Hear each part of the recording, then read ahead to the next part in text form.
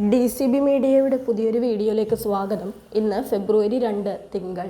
ഇന്നും തുടർന്നു വരുന്ന ദിവസങ്ങളിലും നിങ്ങൾ അറിഞ്ഞിരിക്കേണ്ട പ്രധാനപ്പെട്ട വാർത്താ അപ്ഡേറ്റുകളാണ് ഷെയർ ചെയ്യുന്നത്. ചാനൽ ആദ്യമായി കാണുന്നവർ സബ്സ്ക്രൈബ് ചെയ്യുക.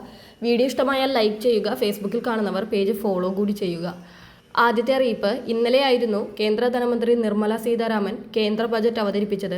PM കിസാൻ സമ്മാൻ നിധി പോലുള്ള ആനുകൂല്യ പദ്ധതികളുടെ തുക ഉയർത്തുമെന്ന പ്രതീക്ഷകളൊക്കെ ഉണ്ടായിരുന്നുവെങ്കിലും അത്തരത്തിലുള്ള പ്രഖ്യാപനങ്ങളൊന്നും തന്നെ ബജറ്റിൽ ഉണ്ടായിരുന്നില്ല.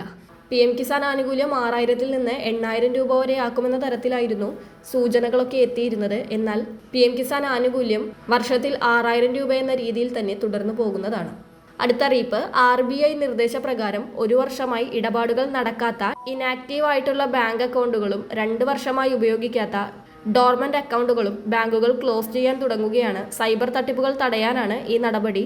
അക്കൗണ്ട് സജീവമായി നിലനിർത്താൻ ഉടൻ തന്നെ ഒരു ഇടപാട് നടത്തേണ്ടതാണ്. അതായത് നിക്ഷേപമോ അല്ലെങ്കിൽ പിൻവലിക്കലോ നടത്തേണ്ടതാണ്. അല്ലെങ്കിൽ നിങ്ങളുടെ അക്കൗണ്ടുകൾ ബാങ്കുകൾ ക്ലോസ് ചെയ്യുന്നതായിരിക്കും.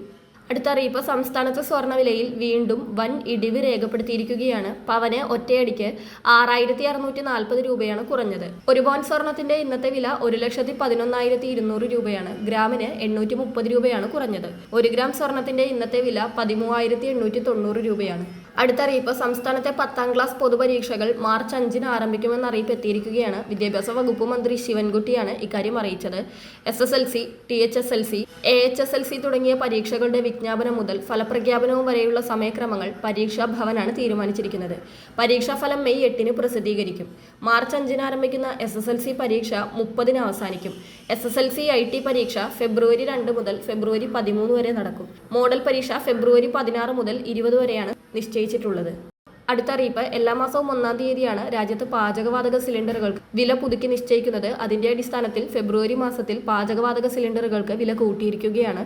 വാണിജ്യ സിലിണ്ടറിന്റെ വിലയാണ് കൂട്ടിയിരിക്കുന്നത്. 19 കിലോ സിലിണ്ടറിന് കൊച്ചിയിൽ 49 രൂപയാണ് വർദ്ധിച്ചിരിക്കുന്നത്. ഇതോടെ 1747 രൂപയാണ് ഒരു സിലിണ്ടറിന് നൽകേണ്ടി വരിക. ഹോട്ടലുകൾ, റെസ്റ്റോറൻറ്റുകൾ, ബേക്കറികൾ, കാറ്ററിംഗ് സംരംഭങ്ങൾ തുടങ്ങിയ ഭക്ഷ്യവിതരണ രംഗത്തുള്ളവരെയാകും വിലവർധന നേരിട്ട് ബാധിക്കുക. അതേസമയം ഗാർഹിക സിലിണ്ടറിന്റെ വിലയിൽ മാറ്റമില്ലാതെ തുടരുകയാണ്. അടുത്ത അറിയിപ്പ്, ഫെബ്രുവരി മാസത്തെ റേഷൻ വിതരണം പ്രഖ്യാപിച്ചിരിക്കുകയാണ്. ഇന്ന് ഫെബ്രുവരി 2 തിങ്കളാഴ്ച മാസത്തിലെ ആദ്യ പ്രവൃത്തി ദിനമായതിനാൽ റേഷൻ കടകൾക്ക് അവധിയാണ്. നാളെ, അതായത് ഫെബ്രുവരി 3 ചൊവ്വാഴ്ച മുതലാണ് ഫെബ്രുവരി മാസത്തെ റേഷൻ വിതരണം സംസ്ഥാനത്ത് ആരംഭിക്കുന്നത്.